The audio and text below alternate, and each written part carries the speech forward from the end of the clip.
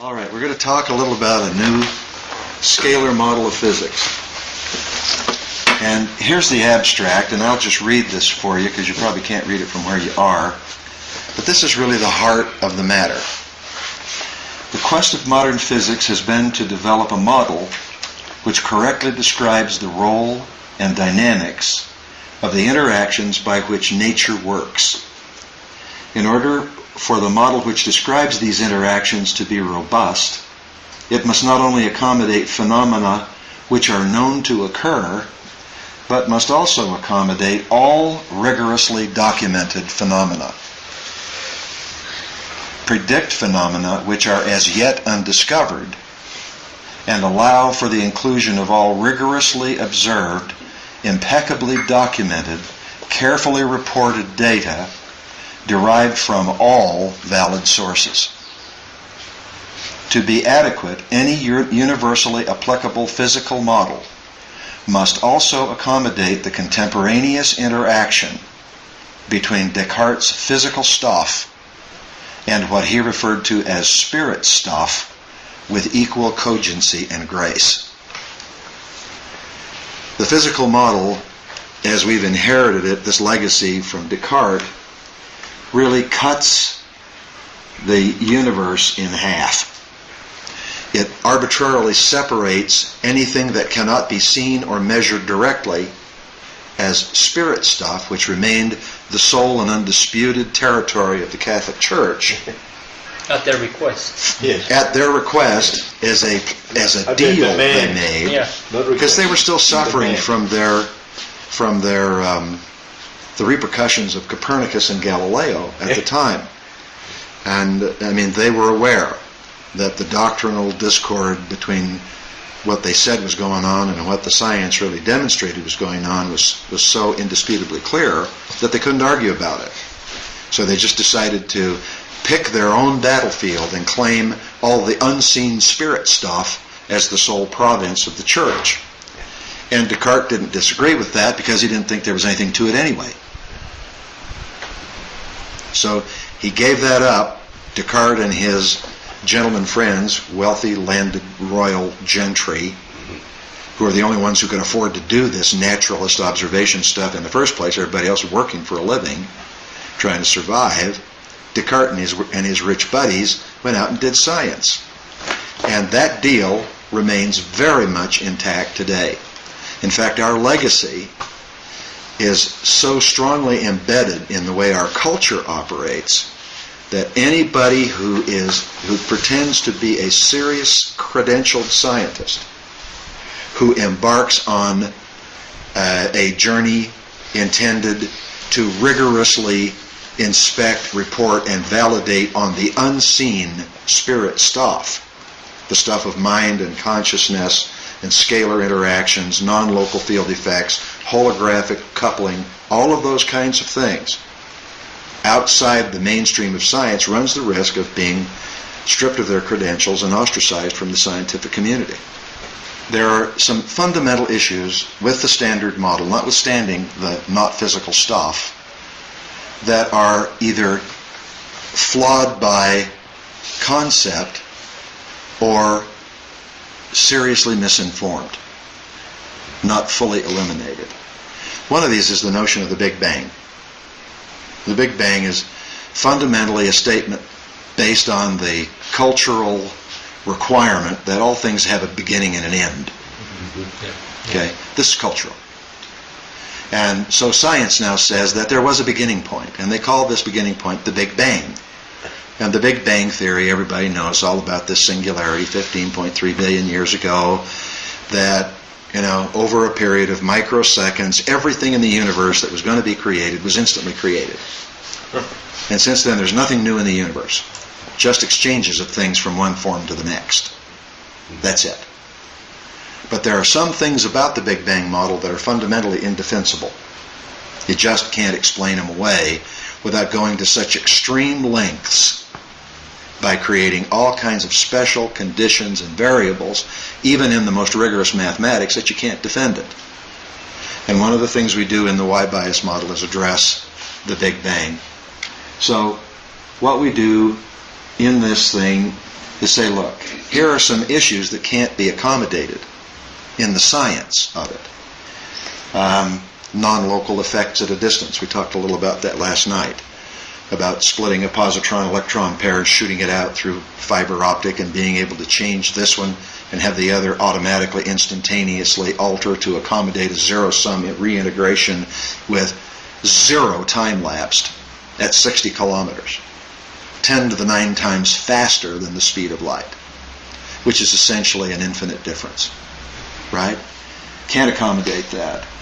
There is the high-density charge cluster phenomenon developed by Ken Shoulders. It's not accommodated by the standard model, but we use it in apparatus and it works. And we have pictures of them, so we know they're not a figment of somebody's imagination. And there's a long list of those. We don't need to go through all of them. Okay.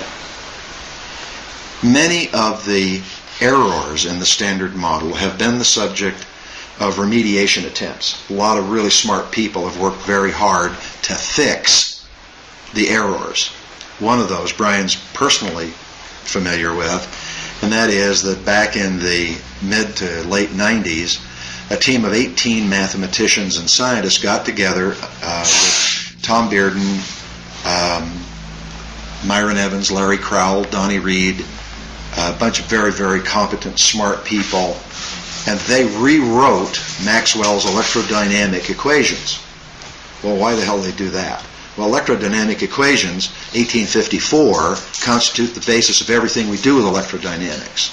But in the original equations, which were called quaternions, there were 4 simultaneous unknown variables, one of which was time. And it would take, 100 mathematicians 10 years to solve one of those equations working with pencils and paper. I mean, it's just very serious stuff. So in 1905, Cedric Lorenz, a Hungarian mathematician, came along and imposed what is called the Lorenz transformation. Yes. What's the word I'm looking for? A transform. Yeah. Lorenz transform. What the Lorenz transform does is it takes mathematics and it eliminates the delta t. That's gone from the equation. Okay? Now you have just 3 dimensions. Okay? So now you have only 3 variables to work with, and then it begins to eliminate any consideration of the underlying stressors, tensors, vectors. The analogy I like to use is that it did to mathematics what is equivalent to taking a big, long, powerful river, covering it with ice, and then claiming that what you see is all there is, that the river is not under there anymore. Because they did that, it simplified electrodynamics and it gave them a way to design motors and generators and rectifiers and all of the electrical equipment. But the reason the electrical equipment doesn't work with anywhere near the right kind of efficiency is because they left the other stuff out. So today, in any PhD program in electrodynamics in any university in the world, not one of the equations that Maxwell derived is in the textbook. Not one. And none of the text formulas were part of his original formulations. They've all been altered. All. So what the Union of Distinguished Scientists did was rewrite all these pieces, 60 different papers. They put it into one volume, and it's called Reformulation of Maxwell's Electrodynamic Equations. And I have one of those. And if you want a copy, I'll make a copy and send it to you. I mean, they're right on the money. They corrected 23 fundamental errors in electrodynamic formulation.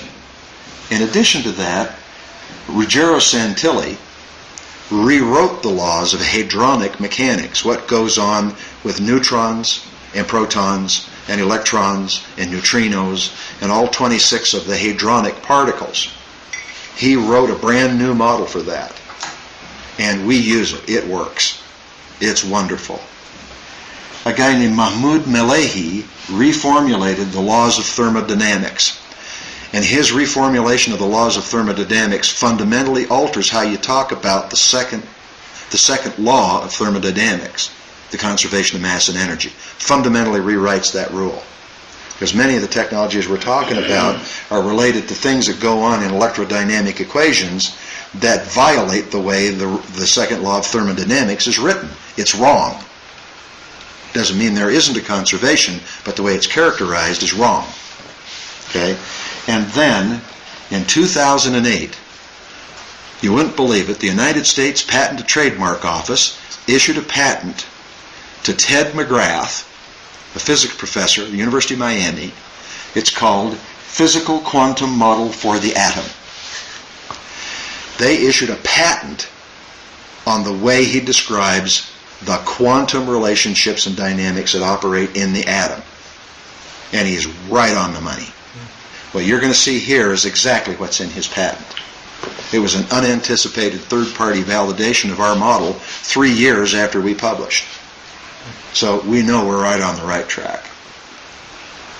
All right. There's some fundamental things in physics that nobody's really been able to explain.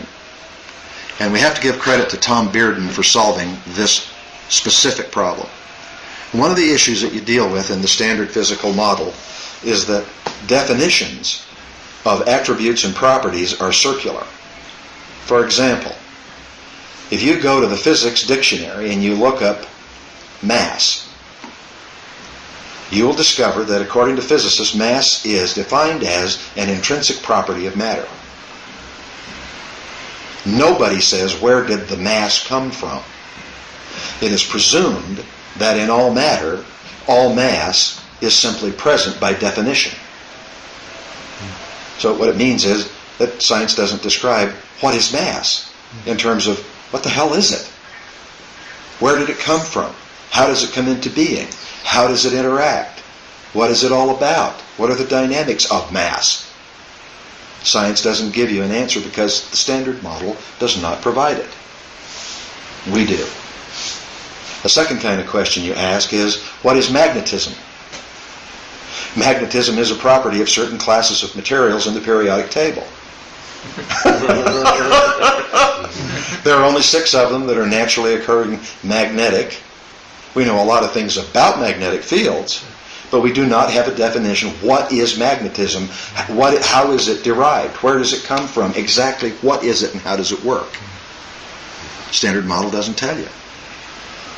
Endless books of formulations about magnetic fields, but not a definition of what it is. What Tom Bearden solved is what's called the source charge problem. And the problem simply stated is that when you have a physical interaction in an atom, for example, that emits electrons, like thorium, where do those electrons come from? Ultimately, there has to be a source. There has to be a source. The Big Bang model says that, they were all created in the instant of the Big Bang and they're everywhere, ubiquitously available in free space, and there's an unlimited supply of electrons. Well, we know that's not true because we know that electrons can be split. Humphrey Maris is splitting them. We know that they can be altered in their form to either act as a particle or to act as a quantum bundle of energy with a waveform. We know that they have complementarity. We know that hadrons in the nucleus can be broken down to quarks. We know the quarks can be broken down into subquarks. The standard model denies that there is such a thing as a subquark. Denies it. Even though 450 scientists at Fermi Labs signed a paper in 1999 that said, not only are they real, we reproduce them at will. No one wants to recognize it. And the guys who control the landscape on that stuff threatened Fermi Labs and that entire 450-man team with professional and economic extinction on condition that they retracted their paper. Shit. Sounds like the Catholic Church. Because Murray Gell-Mann, Murray Gell-Mann, resident senior physicist at MIT, received the Nobel Prize in 1986 for his verification of 3 kinds of quarks. And the presumption was that the quark then became the smallest indivisible particle of matter, and, that was it. That's as far as it goes. And entire institutions, reputations, credentials, value are all defined now in terms of that being true. Science is not interested now in finding out whether it is true or not, deeply invested in protecting the notion that it is. Then along comes a whole bunch of Gell-Mann students using the same device that he used 9 years later, and they split his quarks into subquarks. And that's not in the literature. But we have the report. We have the data. We got it off the internet before it was erased. It was not published. We know that quarks are made up of smaller stuff.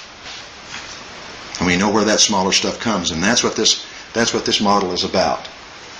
Is how does it come to be? What is it all about? Solar information. By the way, Gell-Mann was at Caltech. Oh, was he Caltech? I'm sorry. Same thing. Well, that's why Roger Santilli got into so much trouble. You know, he claimed that, he proved mathematically that quarks are not an indivisible particle of matter because they're not matter at all. Because they violate the Pauli exclusion principle. So what are they if they don't matter? I'm going to tell you that in just a second. It won't mean anything to you unless you know where we're headed. Okay. So, all right. So in the standard model, there are some fundamental things that don't work, and there are some pieces that are missing. And we're just going to fly across the top of this because we don't need or want to spend a whole bunch of time on it. What I want to get across here in this short session is to let you know that in the late 80s and early 90s, a guy named Ilya Prigogine and his partner Isabel Stengers got the Nobel Prize for publishing a paper called Dissipative Structures. And this was the time in which science pretended to prove that the entire universe is now headed to entropy. That having been created by the Big Bang, everything was now slowly dissipating. And they didn't stop to talk about the constellations that we now have high-definition Hubble photographic images of, in which new stars are as yet being born. And the question Isabel Stengers and Ilya Prigogine couldn't answer was, how is it that in the same universe, in the same regions of space, at the same time, we're seeing evidence of catastrophic annihilation literally in the same address as self-organizing criticality, organization with complexity. Self-driven. How is it that if the universe is proceeding to entropy, that both those things are operating in the same place at the same time, and half of it is not entropy, half of it is self-organizing criticality? How does that work? And then along came one of my favorite people on the planet, a guy named Per Bach, worked at Brookhaven National Laboratories until they expelled him for heresy. He published a book called How Nature Works. And in his book, he used an example of the simplest of experiments. If you've ever been to the beach, you've all done this. He said, look, let's build a sand pile, and let's build a set of predictors that predict which grain of sand is going to precipitate a deconstructive avalanche in the sand pile. Let's see if we can predict when, where, and at what magnitude, with what frequency, these avalanche events are precipitated. Let's see if we can do that. So they took finely particulated sand, silica sand, dried, generalized the granules so that they now had only one variable. One variable was how many of them are there. That was the only variable. And they began stacking these grains of sand on top of each other. And they began counting. And they went through all kinds of rigorous protocols. And at some point or another, at some place or another, with some frequency or another, with some magnitude or another, eventually, at some spot on that cone of sand, it would slough away. They determined after several tens of thousands of these sample events that the sand pile at a point which is not knowable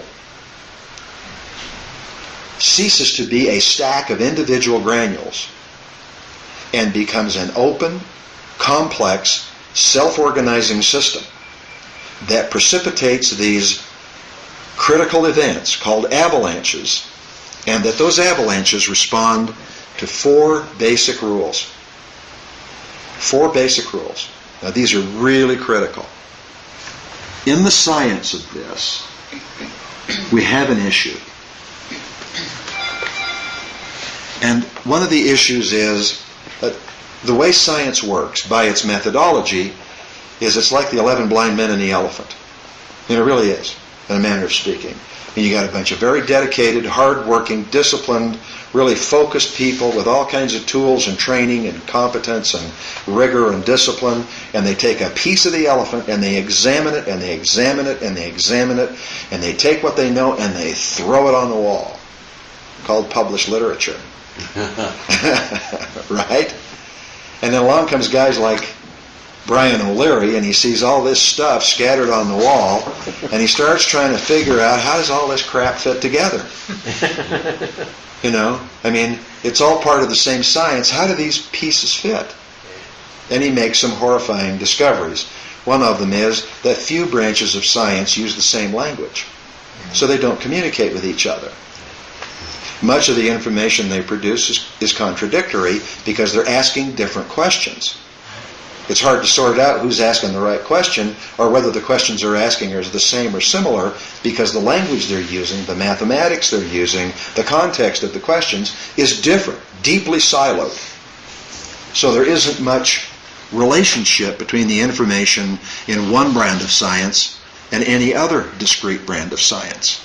And all the soft sciences have now bought onto the idea that even psychology can be reduced to numbers. Okay? Even psychology can be reduced to numbers. If you've ever looked at a master's degree course in psychology, I mean, about 2/3 of the coursework is about predictors.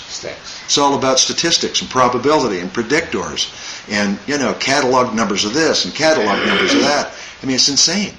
I mean, even psychological disorders are cataloged in terms of their numerical equivalence.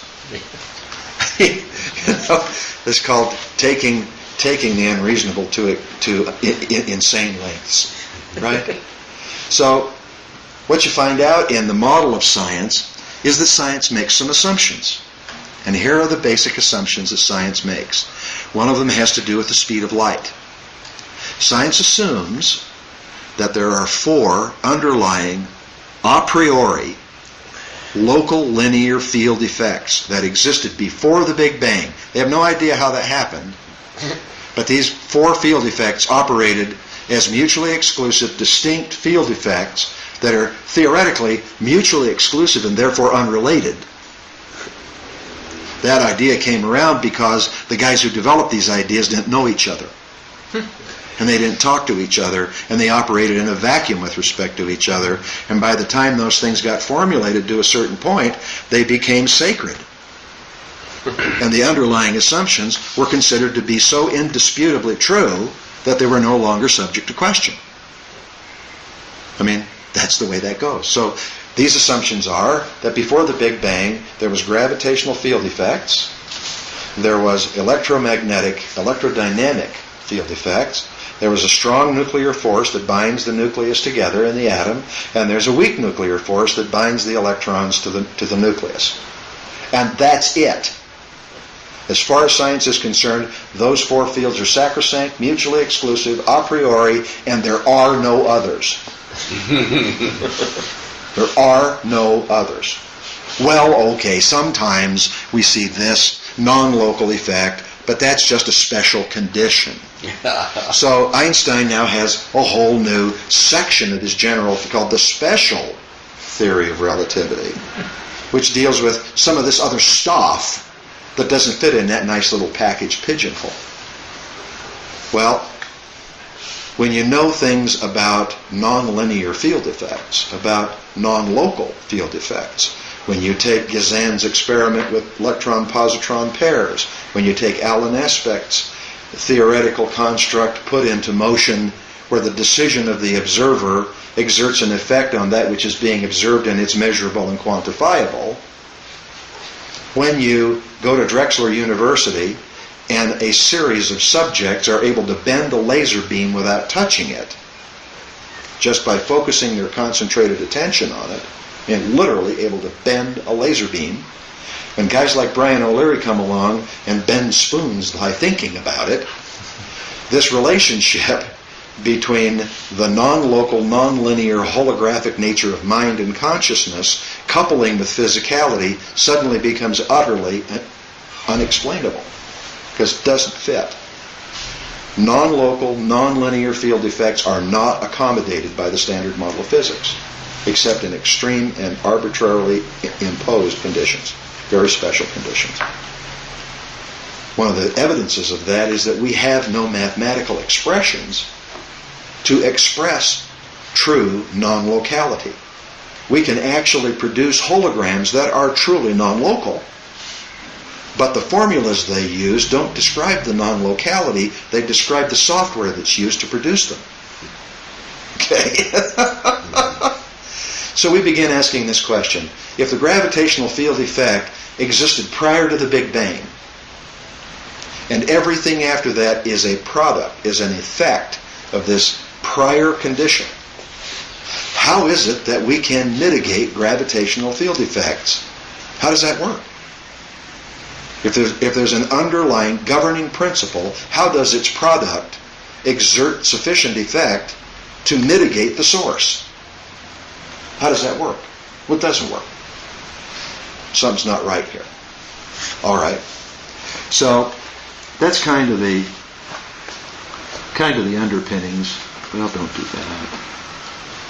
Okay. Yeah, the other thing, of course, is that string theory is this kind of crazy attempt to reconcile those four known and presumed to be only forces of nature. That is exactly right. In 1903, a guy named E.T. Whittaker published a seminal paper. We still have copies of it, even though it's been erased from the internet. You can't get it online anymore. It's pretty interesting. E.T. Whittaker was a Scottish mathematician who figured out, using partial differential equations, what the waveform structure, functions, and dynamics of gravitational field effects are. And he demonstrated in his papers that gravitational field effect is a product of finer scale interactions. It has a waveform, it can be mitigated by the imposition of external forces, it is predictable, and it operates according to certain rules.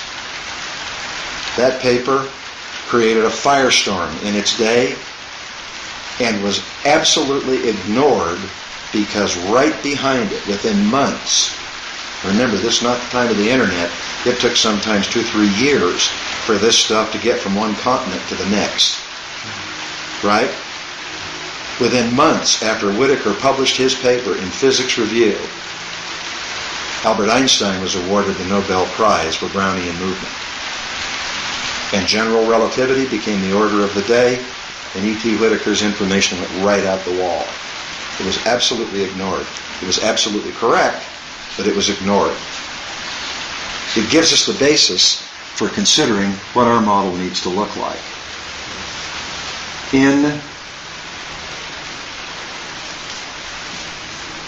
In the formulation of gravitational field effects, and we're going to move pretty fast here now, in the gravitation of gravitational field effects, there is, in some formulations, the use of a term that constitutes a self-feedback loop in the transverse wave function of a gravitational field. And the term is called Z. That is the same term that is used to generate fractals. Okay? And you'll notice in this description of Z, there's no equal sign. There are two arrows. z leads to and gets feedback from itself squared at the speed of light, which connotes instantaneity. So, when you generate a fractal, you start with a seed, with a value, and that value then self-replicates with a feedback loop at the speed of light throughout whatever the continuum of the function is. If you substitute the z that's found in fractal definition for the z that's used in Plotnikov's gravitational field equation, you come up with a whole different animal. Gravitational field effect now becomes the engine that drives the physical embodiment of the fractal.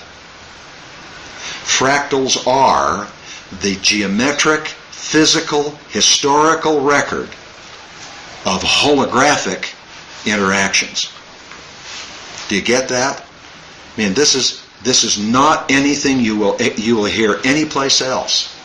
But there is a direct causal feedback loop that operates at every scale in the universe, from the finest to the largest, in which gravitational field effects play a role. And gravitational field effects only operate where mass is present. And at the first three scales of evolutional complexity, there is no mass. That's why at those scales, all the interactions operate in a timeless, distance-less, holographic environment. That dynamic converts what happens at these scales of increasing complexity into physical embodiments, like the geography of a coral reef, or the geography of a riverine delta, or the geography of the human brain, or the geography, the topology of mountain ranges, or trees and the way they form forests. All of those physical embodiments are fractal.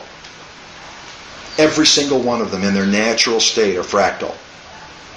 And they're all driven by interactions that occur in a holographic field that couple with physicality to create the record of the interaction.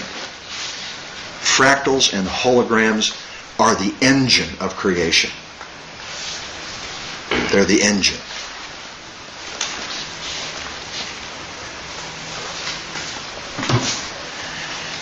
There is a set of numbers called the Fibonacci set.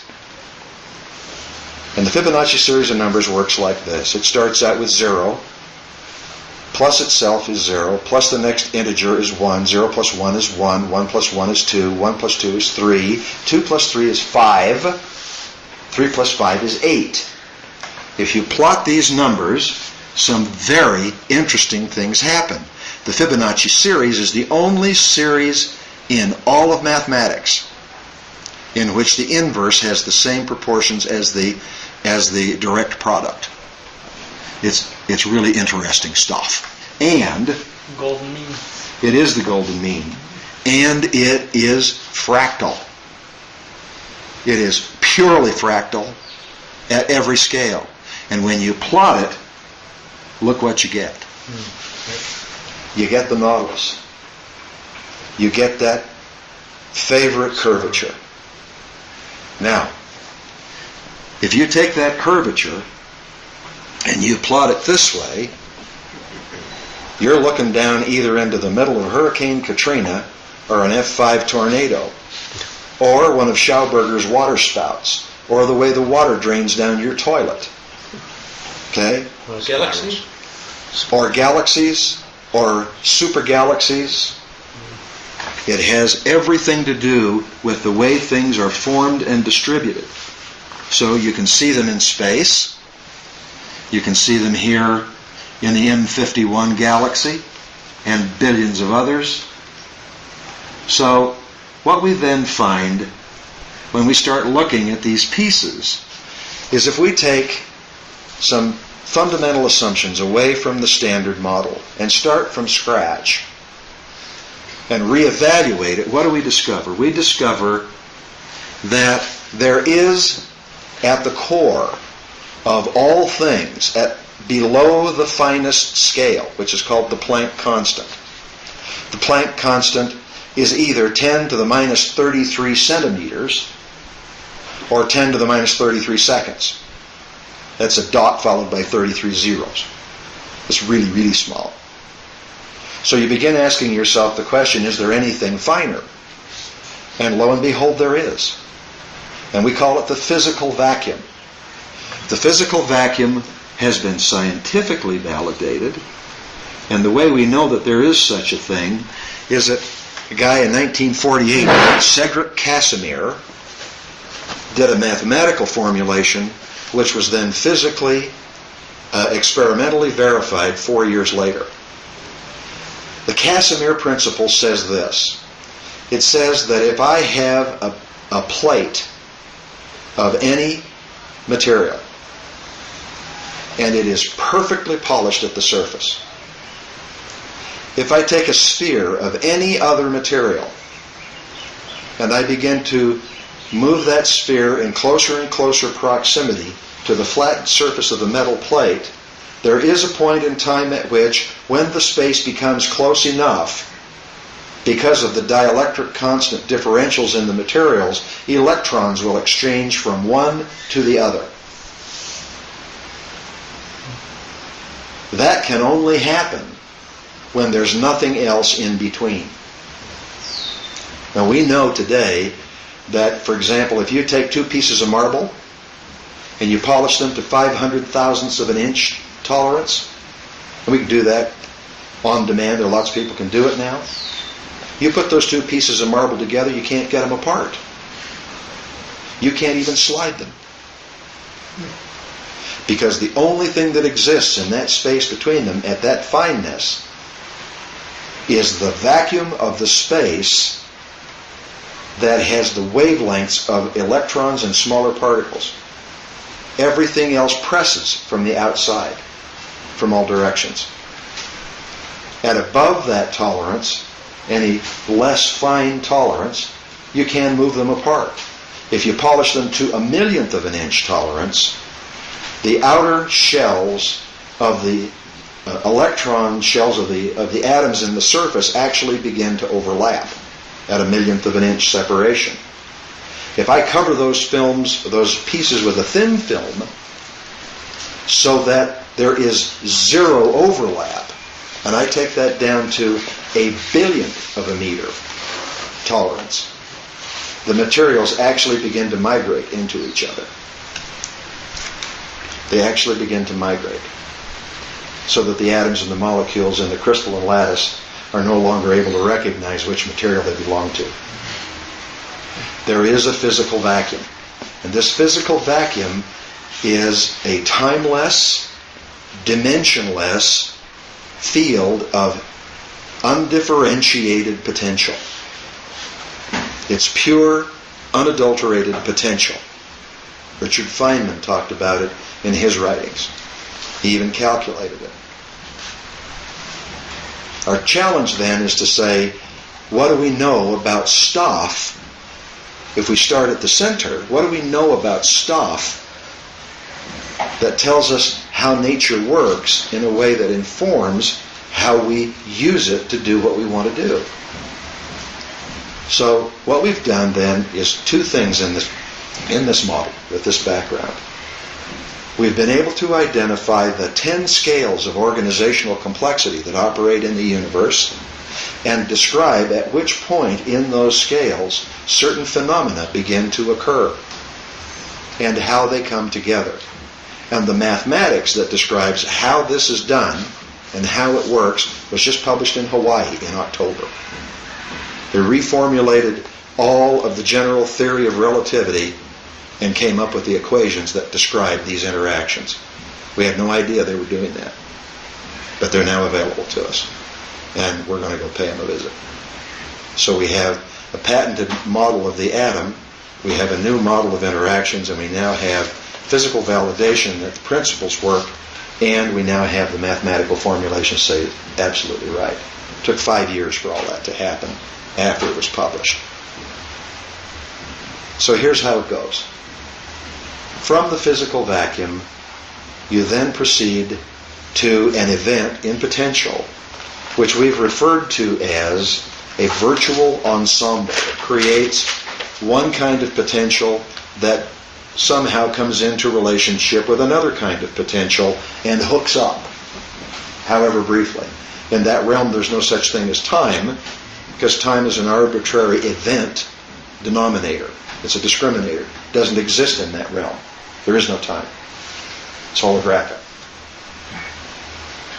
Virtual ensembles then come in contact with other virtual ensembles to create what science is now referring to as the qubit, the quantum bit.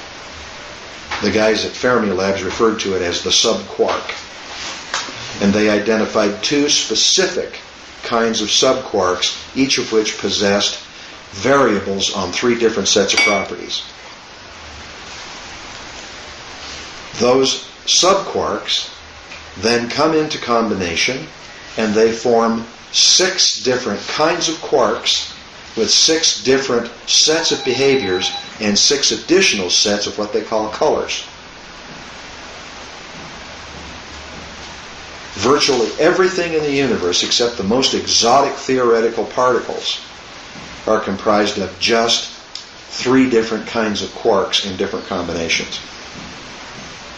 Now, the determination about whether virtual ensembles come together to form qubits, or come together to form quarks, or come together to form hadrons, protons, neutrons, electrons, and fermions, and other kinds of, things that are all 26 of the nuclear particle index. Every time somebody tries to figure out something new, they invent a new one. One of which is called the graviton. It's another particle that somebody made up. The question you have to ask yourself is, as these things become more complex in their construction, what rules apply to govern this interaction? There are 5 that we know for sure. And they operate at every scale as far as we can tell. And here's what they are. One of them is called punctuated equilibrium. In the sandpile model, these avalanches do not occur. Yeah. Punctuated equilibrium. Everything's going along fine. You're building your sandpile, and it doesn't just kind of go away in one place a little bit at a time. All of it goes away right now. Punctuated equilibrium. Big changes occur very quickly. Local. There's no ramp up. But there's some issues with that, which makes it very interesting. So these changes in complexity occur either as increasing complexity or as catastrophic annihilation quickly, not gradually. What we also know is that for every avalanche of a certain magnitude, there are X number of other similar events of a smaller magnitude that is related to the original one logarithmically. There is a logarithmic power law relationship between avalanche events. We see that in nature. If you take the distribution of earthquakes along the fault zone, you take the distribution of tornadoes, hurricanes, volcanic eruptions, tsunamis, any naturally occurring event, when you map those, you find that not only is there a logarithmic distribution with regard to frequency or magnitude, but when you plot those, that becomes a single line with a single slope. It's not a curve. So when you do the plotting of these events, animal extinctions, mass extinction events, coronal mass ejections, they all follow exactly the same rule. And that's problematical because they organize themselves according to the fundamental principles of fractal geometry. The distribution is fractal. That is, that it operates in a way that is self-referential. And it operates in a way that discriminates, next rule, in quantum leaps, except with specific kinds of fractals that operate in the interstitial spaces between. and those are fractals of a different order, fractal geometry operates with quantum thresholds. That's why in electrons, for example, there's nothing between one orbital and the next. It's either this one or that one. They're quantum. When you try to move a boulder, you can work yourself to death and die and never move it if you don't exert enough force to break the threshold. It's called a quantum threshold. And in the physics, it's described as a noise threshold, 1 over F function. So you now have fractal geometries, punctuated equilibrium, power laws, quantum thresholds, and then you have the Fibonacci numbers. These distributions, the distance between, the spacing between electron orbitals, pure Fibonacci numbers. The configuration of fractals absolutely complies with Fibonacci numbers. The distribution of the planets in a solar system. In our solar system, the planetary orbitals are within 0.00043% of a perfect Fibonacci distribution all the way to Pluto. And it's true for every constellation we know about, and it's true for every galaxy that we know about, where these organizational functions take place. That's why there are archetypal forms. And here's how archetypal they are. You familiar with a thing called the Bose-Einstein condensate? You ever heard of that? Let's see if I have a picture of it here. Sounds like a hell of a compound. There it is. Now I want you to look at that picture. That's an image of a Bose-Einstein condensate. The guys who created that product deserved and got the Nobel Prize in Physics. What this is all the matter that remains in a hard vacuum, a virtually perfect vacuum, with only just a few molecules of anything, at 1/10 of 1 degree above absolute zero, 0.1 Kelvin. At 0.1 Kelvin, all of the relationships that we identify as archetypal are embodied in that shape. You have 3 quarks in each of 2 halves, and they rotate with respect to each other so that the net rotational value is 0. 3 quarks in each of those hemispheres are also operating, and their net sum is 0. This is the embodiment, the perfect embodiment of primal mass. At 0.2 Kelvin, that thing becomes 26 different kinds of mass in the same space. Just like that. Nothing in between. And that they didn't expect. That was a discovery. What this means is that that's a picture of how the universe works in a capsule. And everything does what this does. These relationships, the angles, are optimal angles. And they are the same exact angles as the slope angle on the Great Pyramid of Giza. 54.73 degrees. It's an optimal angle. We find it everywhere in nature. We find it in lensing. We find it in tornadoes. We find it in the structure, the dynamic structure of clouds and hurricanes and waves and earthquake predictors. We find them everywhere. So what this model really means in a nutshell is if this is a standing wave. This is a galaxy. That's the Bose-Einstein condensate as it begins to dissipate. And in the next frame, it becomes a vortex. It becomes the Fibonacci numbers taken out into its natural expression. Victor Schauberger intuited this. He saw this happening, and he got how that works right down to the nubbin. And that's why his implosion engine technologies served to unwind gravitational field effects in the locale. So you don't get gravitational field effects at all until you're 5 scales up.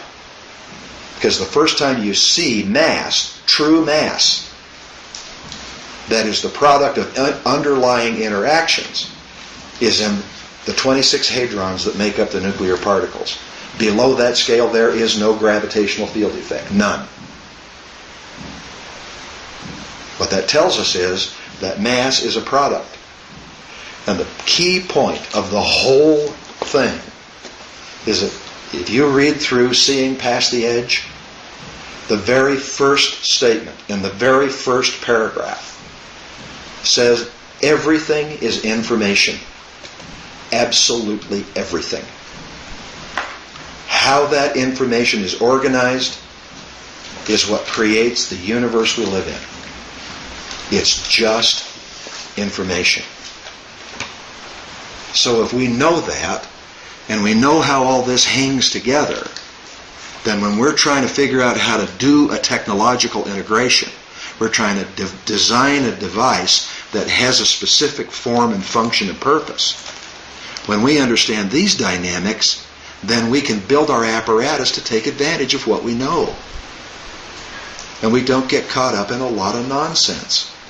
What you know about this is that once these interactions begin at every scale, at the nucleus of the atom and above, where you have both local linear interactions for the first time, there's no linearity in the interaction until the nucleus of the atom. For the 4 scales before that, there's only non-locality and non-linearity. Nothing has time, and everything is holographic.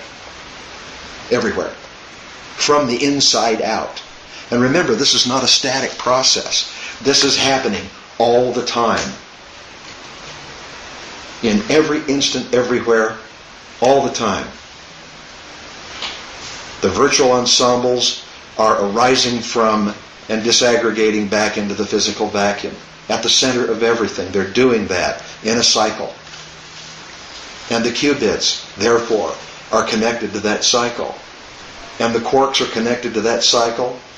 And the neutrons and protons and electrons and atoms and molecules and matter and all of the aggregations are connected to that cycle from the inside out all the time.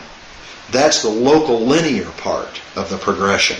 If these same rules are consistent for the interactions that occur in non-locality and non-linearity, in that holographic place that is timeless and without distance, where identity and mind operate, it is no wonder then that there is a constant that defines the place at which speciated functions in consciousness couple with physicality.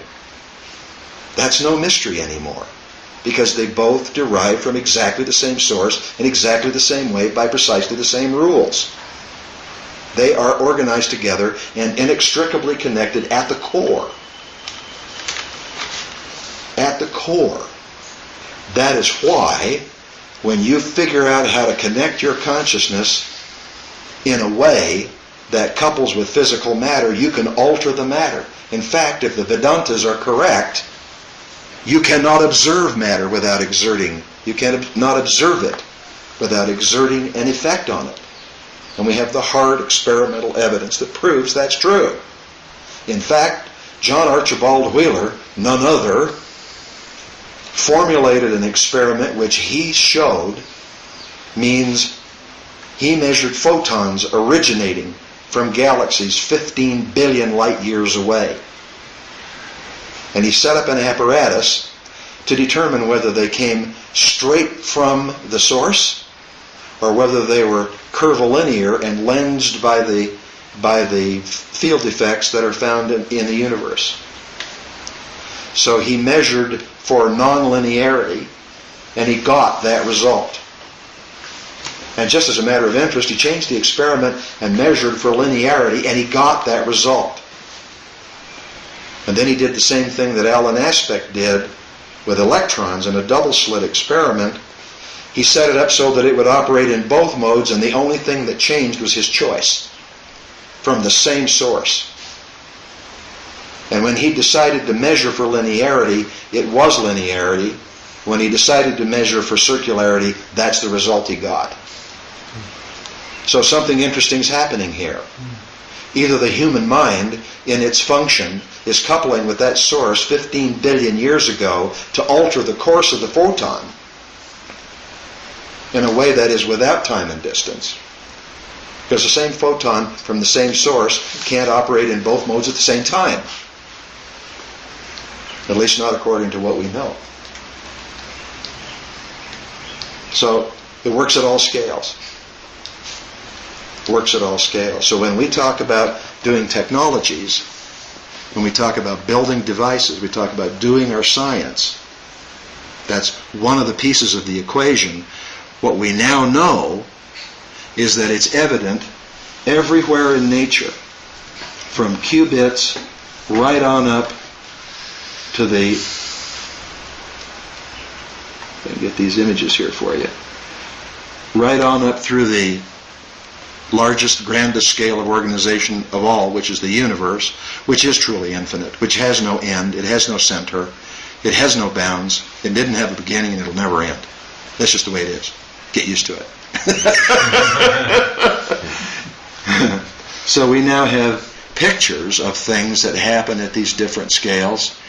These are high-density charge clusters, pictures taken of toroids made entirely of electrons. Instead of dissipating away in a cloud, they organize themselves into a torus. Well, the finest particle of matter known to man at 1/10 Kelvin is a torus. It's the Bose-Einstein condensate. It's a torus. So we see this visited out. This is how the math works. A bunch of our buddies at University of Chicago produced the math that produces this interaction. So we know how they do it, and we know how many there are. So now we have pictures from IBM of an atom. We have pictures. I mean, thanks to IBM. Those guys are great. They do great stuff. We got great pictures. And we have atoms being organized to form patterns, deliberately placed in a pattern to do something very specific in a very specific way. IBM's doing that. And so are some of their science guys. This is a buckyball. This is a buckyball. This is a 6th scale. C60. C60. Yep. Yeah, it's a buckyball. It's a picture of it with an electron microscope. And it's a piece of work.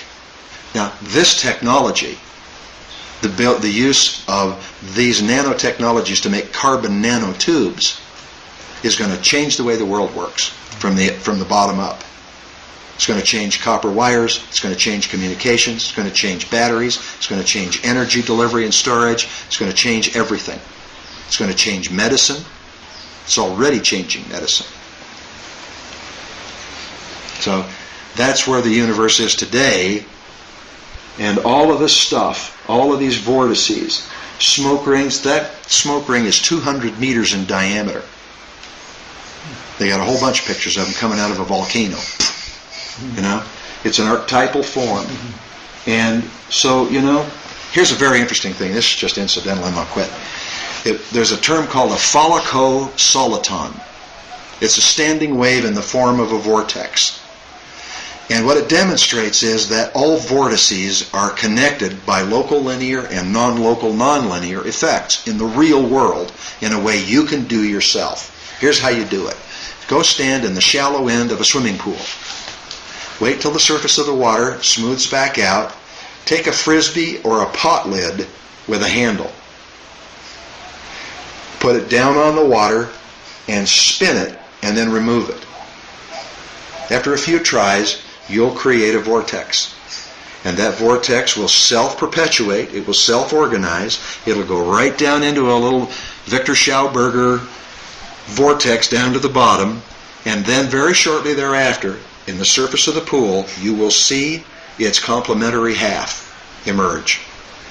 And if you want to see how they're connected, take one drop of ink and drop it in the water. And you can take a picture of it. The ink goes right down that filament and it comes right up the other side.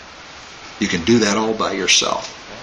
That's how scalar communications is going to operate. We're going to build communications devices that do that holographically. That's how we're going to do it. And the data is the drop of ink. No wires. No radio frequency. Purely holographic. We built them, we know they work. So you look at Hurricane Katrina, you notice that the patterns are the same. You look at a water spout, patterns are the same. You look at all of these manifestations. You look at, soliton, standing wave. The Earth and the Moon is standing wave. By definition. Electrons, standing waves. Atoms are standing waves. And when you organize them together, then you get all of these extraordinary shapes. Neptune, Saturn, the distribution in our... Could you explain a standing wave? Standing wave is a stable, toroidal organization of information. It is stable enough that it can be moved through time and space from one address to another. And as it becomes dynamic, it is a static form, except for the tensors and stressors that operate down inside there. But as it begins to become dynamic, to self-organize, it then becomes a vortex. So you look, we were talking the other night about where two rivers come together. You see a clear river and a muddy river. If you examine with real precision what goes on at the interface between those two flows of fluid, you'll see standing waves that become vortices. It's exactly the same phenomenon that creates tornadoes, that creates hurricanes. It's exactly the same. And it operates in much larger scales out in the universe. I was watching dolphins swim at high speed. Mm-hmm. They do that with their tail once, and you get all these vortices all formed. Right. Any idea what that is? Yeah, it's what's happening in the water with respect to the dynamic. It's a hydrodynamic effect. Is that what drives it? It is. They're riding the wave. They're riding the wave. They can ride the wave from the hull of a ship without ever touching the darn thing. Yeah. It's the same way a surfboard works. It's exactly the same phenomenon. Now, if you look at Hubble images, I love the Hubble. I'm so glad they saved it. Because some of the Hubble images are so fantastic. Here we have a galaxy of galaxies. And this galaxy of galaxies is called, it's referred to as the wheel within the wheel. And what you have is a galaxy with a very bright, large star circled by a ring of galaxies. These are not stars, these are galaxies of stars. So, this organizational thing, this is my favorite one of all time. This is called the Sombrero Galaxy. And what the Sombrero Galaxy demonstrates is, they look at it from edge on, and you can see the ring of galaxies around this nursery for stars. The center of this baby is the birthplace of stars. And when they're formed, that whole dynamic operates just like high-density charged clusters. It's exactly the same set of dynamics in a form that's 500 million light years in diameter. I mean, it's just so spectacular, it's breathtaking. And that's the universe we live in. But those are the rules. Wherever you have local linear effects, you must have non-local, non-linear effects. You must, at all scales. They are inextricably interrelated by the dynamic of creation. The world works in a dynamic system that is at every moment being created and uncreated in a cycle.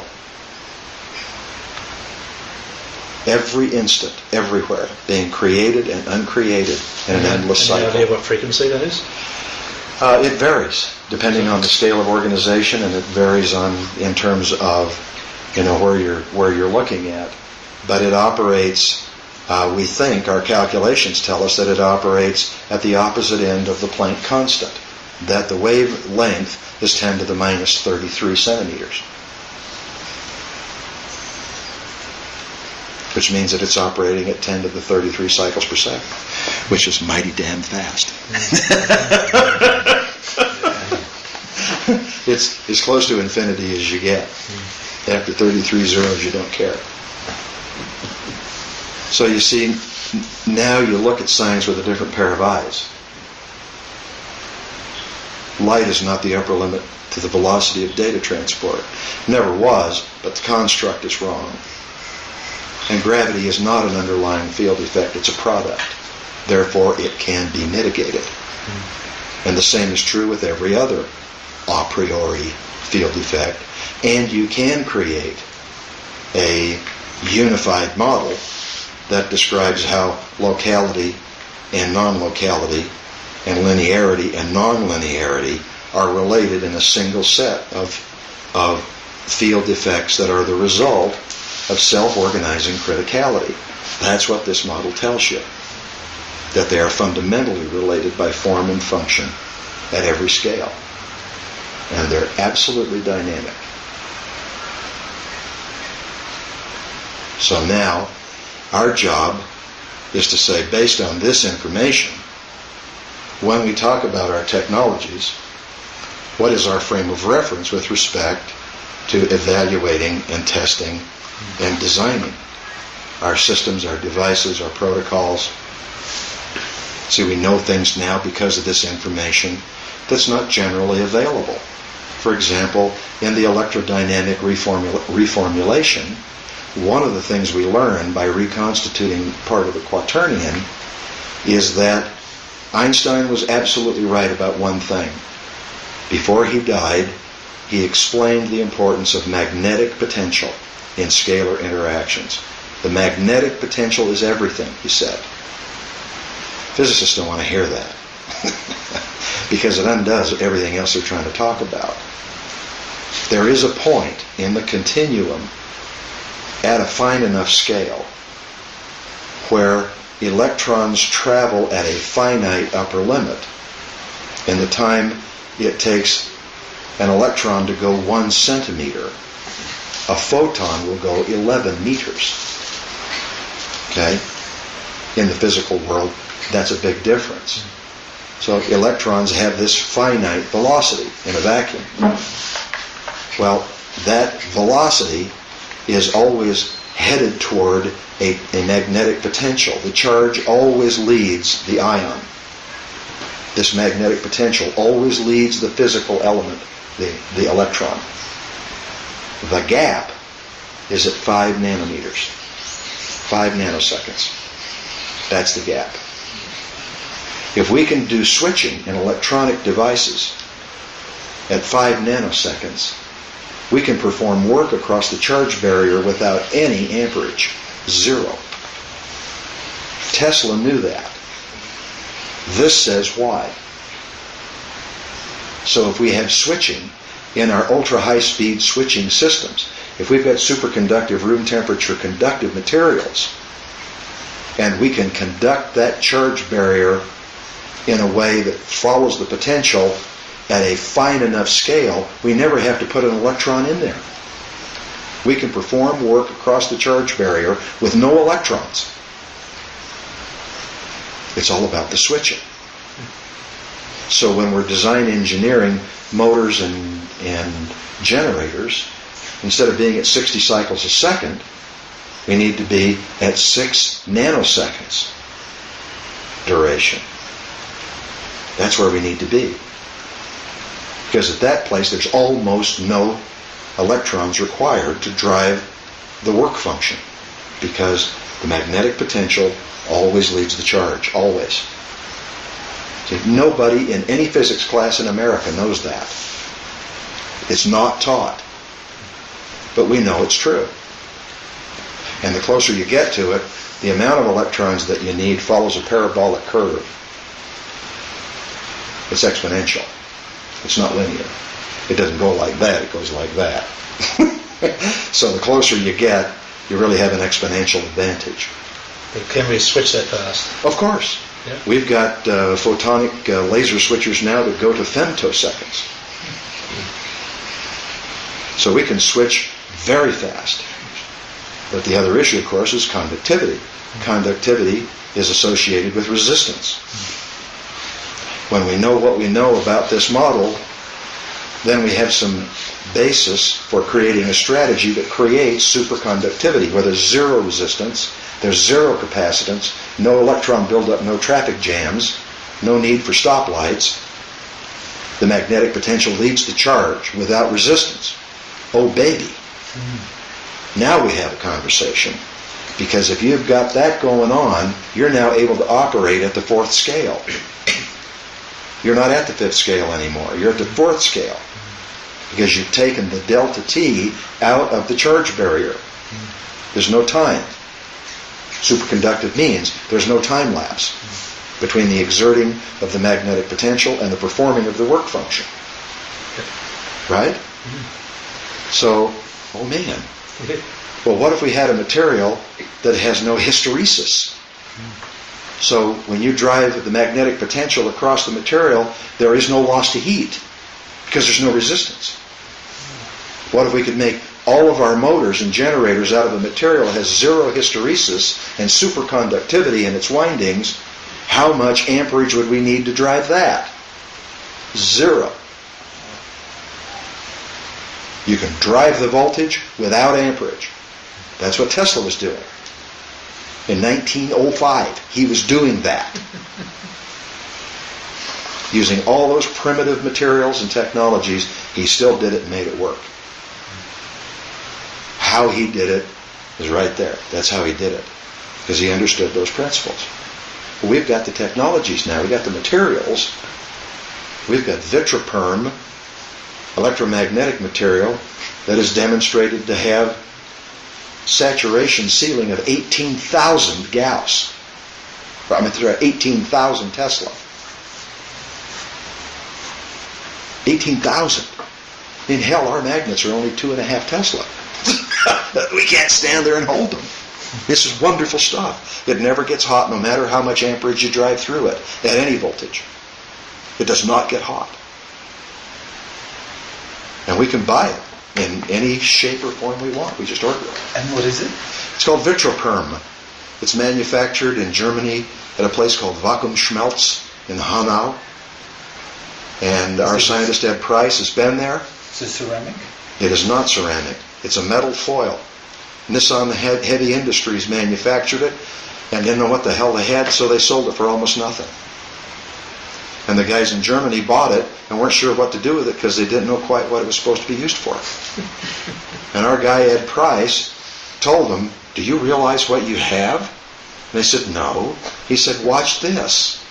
And he cranked it up with some real heavy windings and blasted monster amperage through it, and it did not get hot.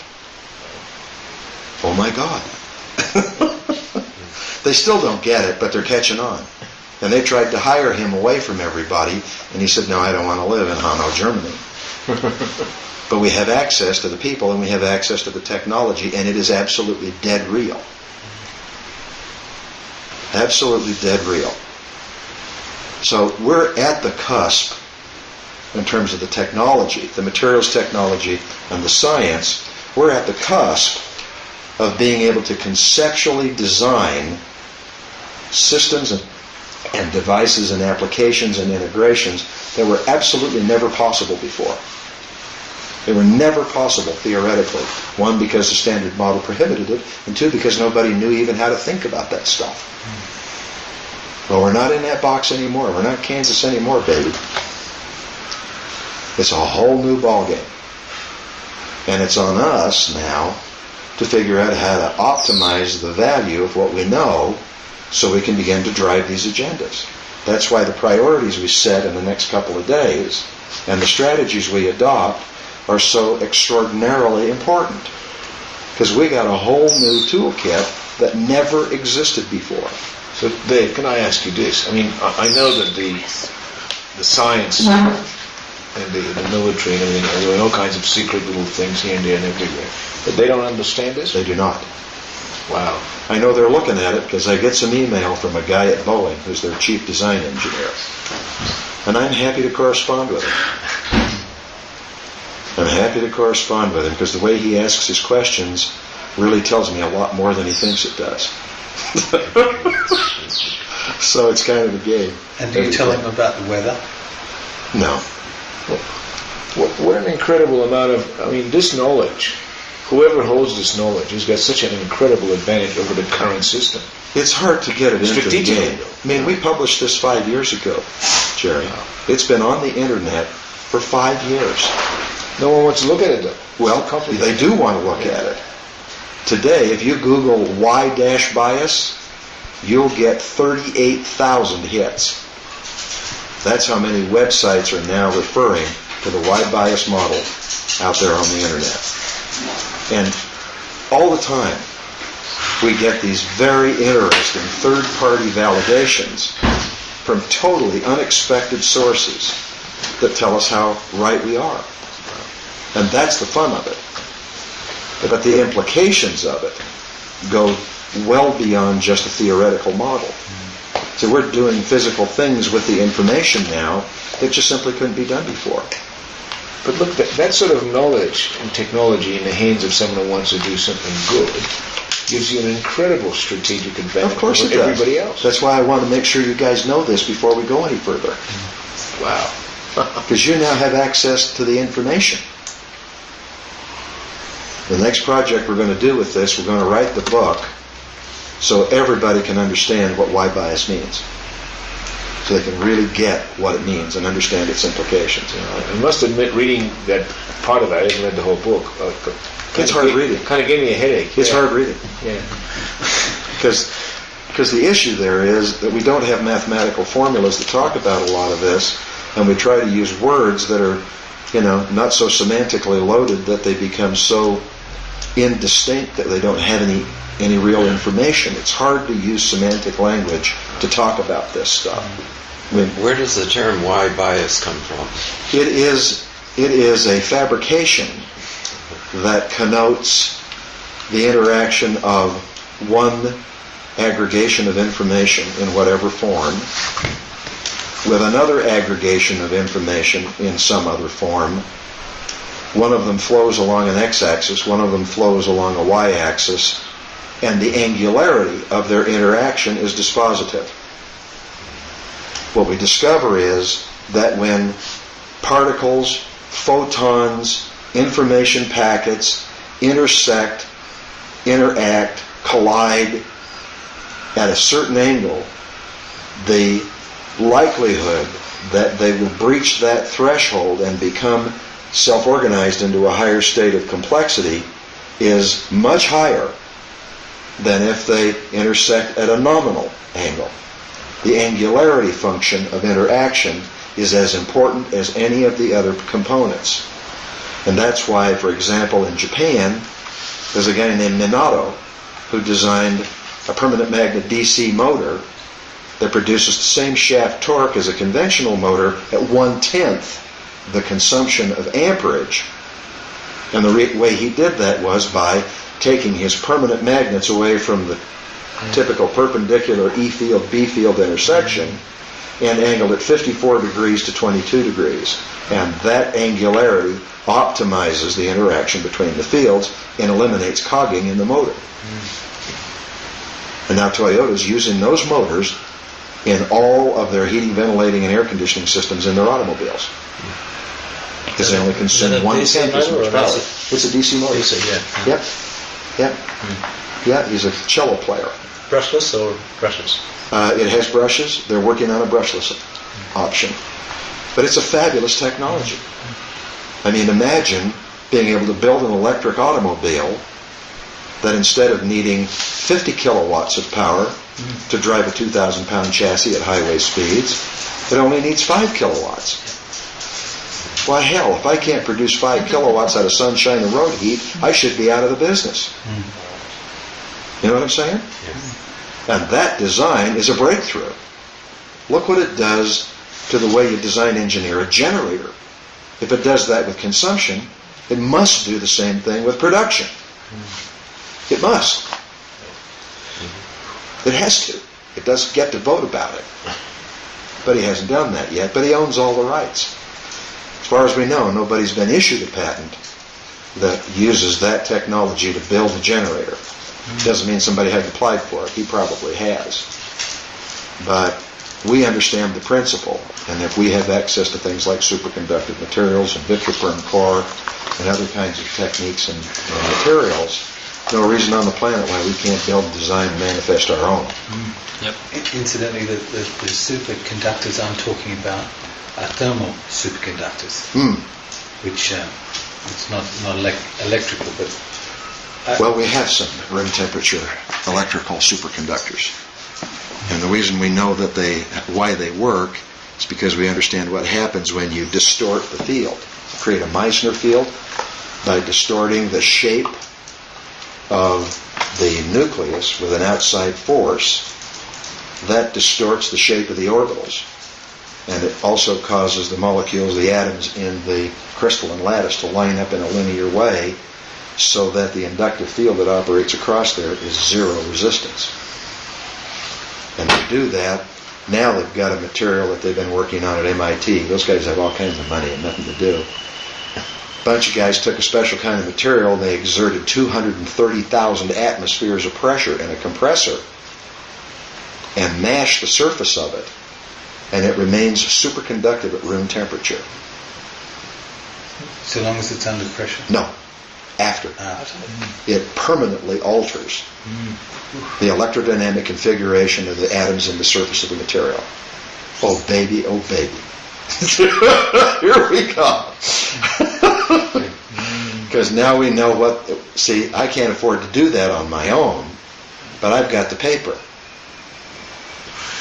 And the diagrams they use are right out of our slide presentation. I mean, it's amazing stuff. It really is. It's so archetypal. And now we're getting papers just in the last 30 days. People so excited because they're discovering symmetry at the finer scales. Well, why is that such a big surprise? Because the standard model says it doesn't happen. It does happen. It has to. You may be able to explain how these thermal superconductors work.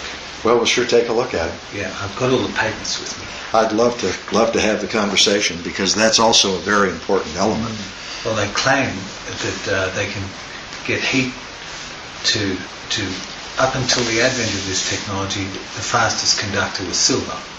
You understand? Right. They believe, or they've demonstrated, that they can convey heat at 30,000 times the speed of silver. And that translates to roughly 15 kilometers a second. Well, what that means is that with a nominal heat source, say a thermal mass at 140 degrees Fahrenheit, if you've got a phase change gas like Freon, and you've got the ability to transfer heat from the thermal mass to the phase change gas at that rate with that efficiency, now you can perform work of all kinds of functions. We're talking CO2 as a refrigerant. Well, CO2 is a refrigerant, but there are 60 different fluids we know of that are phase change fluids. Yeah. And those fluids range from Freon to ammonia to, whatever. Isopentane. And so engineering and application, I mean, here's Ecuador, you got sunshine, and you got sunshine all the time. That's the ambient heat engine, and you don't need sunshine. Right. You So, draw your energy right out of the earth or right out of the air. so, then the engineering function becomes, how do you optimize the value of that material? To produce power, to perform work, to pump water, to filter it, to do whatever it is you need to do. And it gets local because it's scalable now. And your byproduct is refrigerative capacity. See, it changes everything. It changes everything. Did you hear that? Oh yeah. The byproduct is refrigeration. So give me an array of Peltier chips and I'll turn it into heat. Give me a thermodynamic, a thermoelectric chip, and I'll turn it into electricity. I mean, we've got all the underlying pieces, but what this does is drive the efficiency curve. So you have a major breakthrough in the materials, in the technology, for every rate of efficiency that you're operating with. At some point, Feynman's theoretical model that says there's 10 to the 80 joules of energy in every cubic centimeter of space.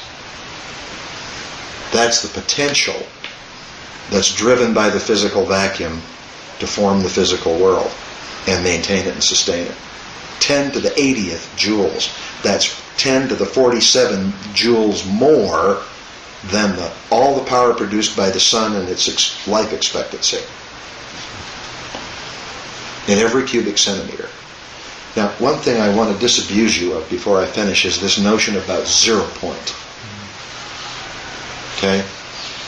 Between the physical vacuum and the time you tap an electron, there are 5 scales, 5 discrete scales of organizational complexity. You don't have to go anywhere near the physical vacuum to get power. Anywhere near. What you have to do is figure out how to get to the 5th scale and unwind the binding force or introduce some external effect that mitigates the binding force between the nucleus and the electron. And do it in a way that allows the magnetic potential to precede the charge. That's all you have to do. And you have access to all the power you ever want for anything you want to do. That's it. That's not 0 point. That's a 5th scale. It sounds like almost like what you're describing here in many aspects, that there's a lot of terminology There is. that's needed. That's Yeah, we don't have some language for it. There are still some formulas that we don't have ubiquitously available. But the concept is so fundamentally different from what's embodied in the standard model. If you take these concepts and apply them to string theory, you no longer need multidimensionality. Because non-locality and non-linearity are an essential primary function. So you don't need 11 dimensions and, all that mathematics. eight operators and, 14 Lagrangians and all of that stuff. You don't need it. Yeah, it's the denial of consciousness. Yeah, exactly. Non-locality is a force. Yeah. But consciousness is a product. I mean, speciation is exactly the same non-local, non-linear holographic function as the speciation of an atom. The difference is that there isn't a difference, because where you have a species of identity, you also have individuation. That's fundamentally consistent here. It's fractal. It's fundamentally consistent. That's why when Sheldrake talks about how is it that birds of a species know, how is it that butterflies know, I mean, butterfly consciousness and bird species consciousness are speciated, but each of the individuals are individuated. They are fundamentally unique and distinct in some finite, measurable way. It's true with all species. The idea that the species that are on this planet are the only species that are possible is unadulterated bullshit. Yeah. It's just delusional, because it's not consistent with the rules. Of course there are other species. There have to be. There's an infinite fractal array. I mean, that's just the way it works. So think about the implications of that. So there's no question, there's no possible question that there is not some form of replication, of approximation of Look, these rules operate everywhere in the universe with absolute consistency.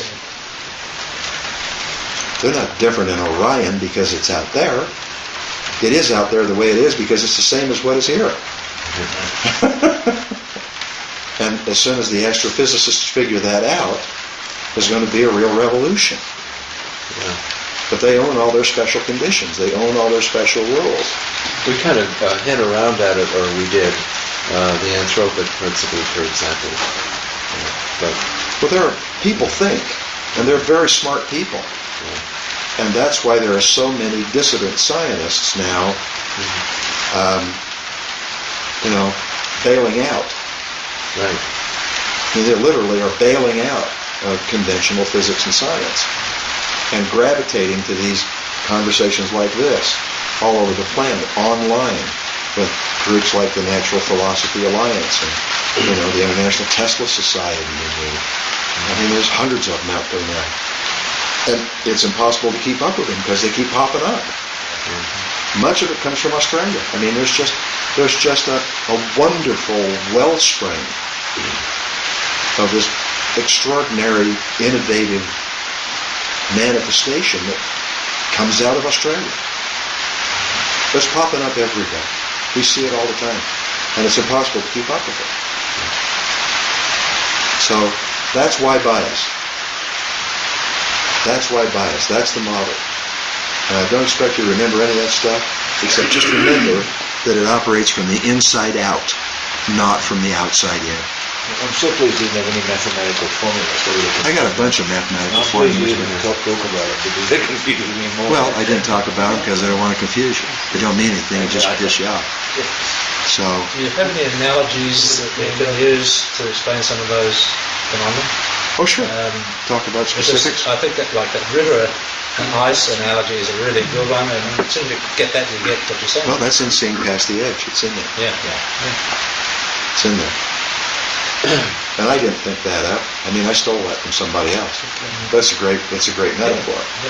I have no hesitation in using the best stuff I can find wherever I find it. So, Yeah, it's all on the public. Yeah, it is, for sure. And we give attribution every time, so.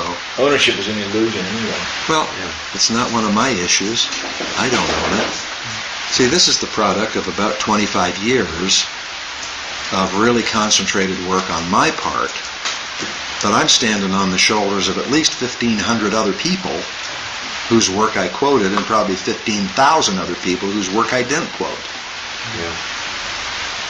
I mean, I didn't invent a lot of that stuff, but we looked at it different, that's all. It would be a manifestation of the collective consciousness, in a sense, wouldn't it? Yeah. I mean, Well, in a way it certainly is. Yeah. In a way it certainly is. See, the proof of that is that we now have independent validation of the fundamental precepts coming out of places like the United States Patent Office and reformulation of the general rules of the theory of relativity. Those formulas now are pure Y bias, and angularity shows up in them, and they don't understand why. It's very interesting. So there you have it. Took longer than 20 minutes, but I wanted to make sure you understand. Thanks. Yes. And,